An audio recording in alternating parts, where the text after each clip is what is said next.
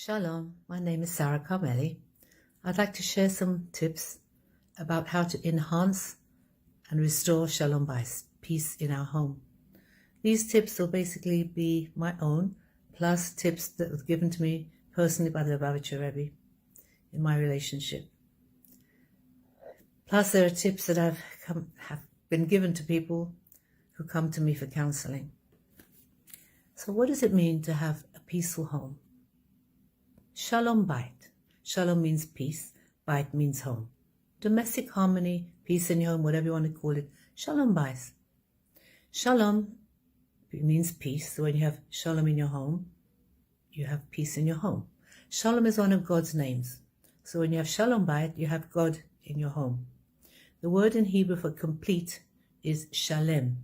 So the same letters as shalem and shalom. So when you have a peaceful home, you have a bayit shalem, a complete home.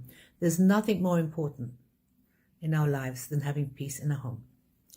What is the impediments to Shalom Bayit? A lot of people doubt. Maybe I made a mistake. Maybe this is not the person God really wanted me to. It's become a disposable society.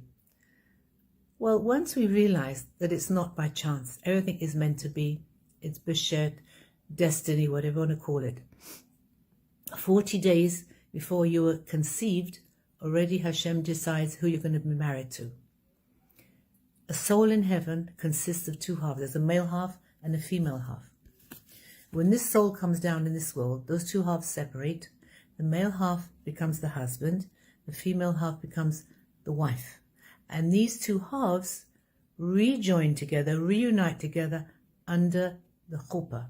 With who? With the third partner, which is Hashem, which is the secret of Shalom Bayis, to make God as your third partner. How can you make Hashem your third partner? Simply by following his instructions and directions. Think of a triangle. It's a very solid geometric shape. Your marriage is a triangle. The tip at the top is Hashem, and the two other tips is you and your spouse. Once we realize this is what Hashem wants me to make this person happy, is it always easy to do? Of course it's not. But we have to understand a vital lesson, that when there's peace in the home, there's peace in the world. So how can we bring Mashiach, bringing peace in your home? Doesn't mean to say you have to be shmata and give in to everything, which is going to lead me to what I really believe are the two biggest impediments in a marriage. One is ego. Why should I give in first? Let her give in. Let him give in. It's ego. That's all it comes from, pride. And more on that later. What's another impediment? Inflexibility. Why should I give in? Let her give in. Let him give in. I'm not going to give in. The Rebbe said, if there's an oak tree and a willow tree, and a hurricane comes along, which tree is going to be left standing? Certainly not the oak. It's going to snap in half. Willow means to be flexible. I never thought it that way. That's interesting. Simcha, joy, is a vital part in the home. Without simcha, there's no vitality in the home. How can we always be with simcha? We always have things on our minds and issues weighing us down. When we walk through the door to meet our spouse and our family, there's a mezuzah on the door with a shin, which stands for God's name, one of God's names.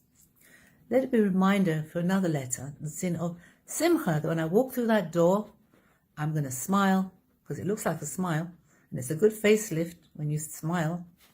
To be b'simcha. Nothing is worth fighting about. It really isn't, because bringing fights in the home just brings the Yetzer Hara and the Satan into the home. Let's see some tips, what the Torah teaches about Shalom Bayis. So many tips.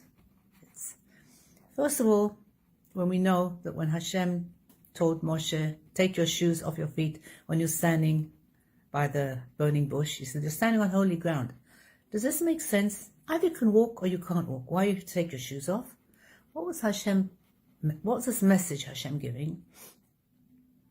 He was saying, you put your shoes on, not just for fashion or beauty, you put them on as a block between you and where you're standing on. If you walk outside without shoes, you'll walk with great sensitivity. So, the same way, our loved ones, we have to take away that block, take off those shoes, and really feel each other's pain. Not that we should have pain, but not to say, well, it's your problem, not my problem. Empathy is what it's all about, not to solve the issue. To take off those shoes, the blocks that we tend to put not to see each other's pain. What's another wonderful teaching? There's so many teachings from the Torah. We know that one of the plagues sent down in Egypt, the plague of Barad, hailstones. And something very strange. We have ice coming down with fire inside it. So blocks of ice with fire.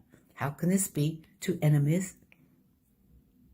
And Rashi explains very simply, yes, two enemies coexisting because God told them to. Now, in many marriages, including my own, partners are not two clones. They're not exactly the same way they think, feel. One can be very impetuous, passionate, emotional, that's the fire. And the other one is cold and emotional, that's the ice. Is it a mistake? Of course not. It's a balance. It's a harmony in this marriage. I won't tell you what I'm in my marriage, but I once told my husband, don't you wish you married someone more like yourself, very calm, because I'm very fiery. He said, oh, please, I'd have been bored to tears if I married someone like myself. So I realized God knows what he's doing. I know a lot of people expect the marriage to just to be on one level all the time, only happy, no challenges. That's kind of boring as well. Think of an EKG. I don't know if you've ever had an EKG done. EKG is when basically your heart is monitored to see how well it goes. So the lines go up and down. If it's a straight line, you're in trouble. So EKG is compared to a marriage. A marriage has ups and downs. There's no straight line. How boring. But just to realize, every down is for a purpose of going up again. So anytime people hit any sort of challenges, we don't give up. We know there's going to be an up after that. When you want to jump up, what do you do? First you go down. So this is not a challenge. This is something that we do with Simcha. A lot of times people say to me, why do I have to do all the work? I do everything and he or she just takes. I have to do everything and I can't do this anymore. You know, I happen to be right-handed. So my right hand does all the work, writing, scrubbing.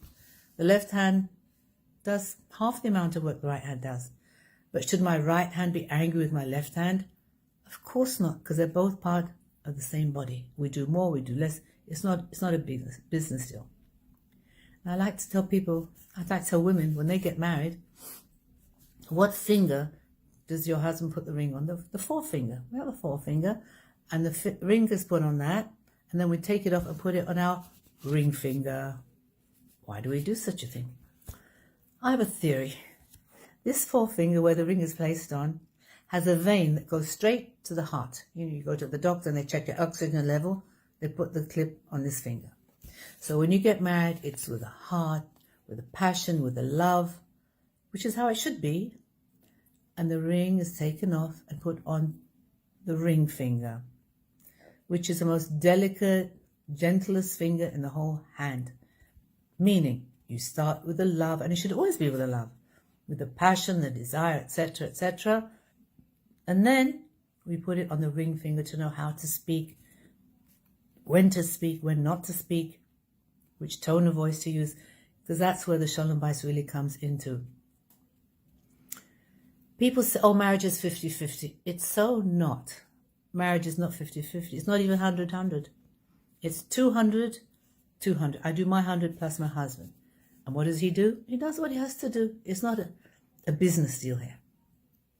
Share something personally about myself. I go around the world speaking, and I love what I do. I was speaking, I don't remember which country it was, maybe it was Australia. I was speaking for a group of women, and the Rebbitzin, who brought me there, told me these women do not have Shalom Bais, that they're not practicing Jews, they don't keep mitzvot, they don't keep anything. Please see what you can do. Now, it's not my style to preach. I don't like to be preached to, and I don't like to preach. But I had to tell these women something. What can I tell them? So I hit on a good idea. I said, we're going to go around the room. We're going to ask if every woman had one wish from Hashem, what would you wish for? It was very interesting. One woman raised her hand and said, my wish is to have more money. Another lady said, my wish is health. We're lacking in health. And another lady said, my wish is that my teenage children should become human beings again because I can't take this anymore. Finally, one woman said what I was waiting for. My wish is to have shalom bayit, marital harmony, domestic bliss, whatever you want to call it. That's what she wanted. I said, wow, that one wish incorporates all the other wishes. Because when you have peace in your home, you have everything. If you don't have that, you have nothing. The woman who's talking about more money, it's written in the Mishnah, what's the best vessel for parnasa, for wealth to flow? The best vessel for wealth to flow is peace. The Mishnah says that. So when there's peace in the home, wealth flows. The woman who's talking about health, and I hope nobody knows what I'm talking about, but what happens when there's fights between spouses? Forget it. You can't think straight. You start getting headaches, chest pain, stomach ache. You can't think of anything else but the fight with your spouse. And it does cause psychosomatic or physical ailments, headaches, stomach aches. It does cause lack of health. The woman who's saying about her children, her teenage children, well, all the places I've been to, they usually take me to speak to children of all ages, older, younger, boys, girls. No matter where, no matter who, I always have few kids who raise their hands and say, with great assertion, telling me, I'm never going to get married. Who needs marriage? I'm turning off marriage for good. I've heard this so many times, and sure enough, why? What do they say? I remember my parents fighting. Who needs marriage? I'm turned off for good. We don't realize what damage we can do to our children when we argue in front of them. We argue in front of them and make up behind closed bedroom doors. It's such a shame because we don't realize the repercussions that children listen and watch whatever we do, whatever we say. So to bear in mind that whoever we're married to is meant to be. It's not Costco, we can go and return. Of course, chas v'shalom, if there's abuse of any sort, there's such a thing called divorce. The laws of Gittin, the laws of divorce, comes before the laws of Kiddushin, before the laws of marriage. Why? Because God says, I'll give you the cure before the sickness. Not that marriage is a sickness, but what is God's message with this? He's telling us, I don't want divorce. I cry when there's a divorce. Please don't divorce. But hey, if you really can't take it anymore, I'll even overcome what I want and do what you want and help you to get divorced. Which teaches about marriage. Because marriage says, I don't want that, I'm not happy with that, but hey, if that's really what you like, I'll overcome what I want for you. Why is it written that when there's a divorce, the Mizbeach cries? The Mizbeach is the altar where they make sacrifices. Why the Mizbeach cries? Because Hashem is saying, you can't sacrifice a bit for your spouse? Not the chas v'shalom we have to suffer any form of abuse. We go immediately for help. I'm talking about day-to-day challenges that we have to accept that it's something I have to do to make this world holy. Because when there's peace in my home, I'm going to bring peace into the world. And we need peace in the world more than ever before. How can you bring Mashiach? Forego the argument, smile, and just realize Hashem wants you to be in that marriage for whatever reason it is, and to accept and to appreciate and be grateful the fact that we have a spouse and hopefully children. Our duty is to raise those children from Beit Shalem, from a complete home, with peace and harmony, and make them want to get married in order to have children and grandchildren for you. So, I'm just telling from the bottom of my heart, yes, we go through challenges, and I've been to anyone who says, oh, I didn't have challenges in my marriage. I'm thinking, either they're not telling the truth or they're not talking to each other. Normal to have ups and downs, that's normal. It's how you resolve it with simcha and ahavat Israel. Because your spouse is also a Jew. So ahavat chinam is what we have to do in order to bring Mashiach. Because to bring ahavat chinam also is applicable to a spouse, believe it or not. I'll end up with this beautiful Marshall, this little boy, is learning to read with his Rebbe. He's reading the Siddur. He's saying, Baruch Atah. He sees two Yuds next to one another, and he doesn't know what this is. His teacher says, oh, this is Hashem. So say Hashem. So the little boy reads, Baruch Atah Hashem, and he comes to the end of the bracha, and he sees this time two Yuds on top of one another, and he starts to say Hashem. He sees two Yuds. His teacher says, no, this is the end. So the little boy says, my Rebbe, I don't understand. Here two Yuds is Hashem, here two Yuds is the end. How can this be? His teacher said, oh, when you have two Yuds side by side, it's Hashem. One Yud above, one Yud below, it's the end. So a Yud is a Yid. Husband and wife are two Yuds, side by side, equal but different. You have Hashem. One Yud is above and below, my way or the highway. It's Hashem from the end. So I want to wish on everybody we should have true Shalom Bayis in order to enable the Hashem should be in our homes and the Mashiach should come now. Thank you so much.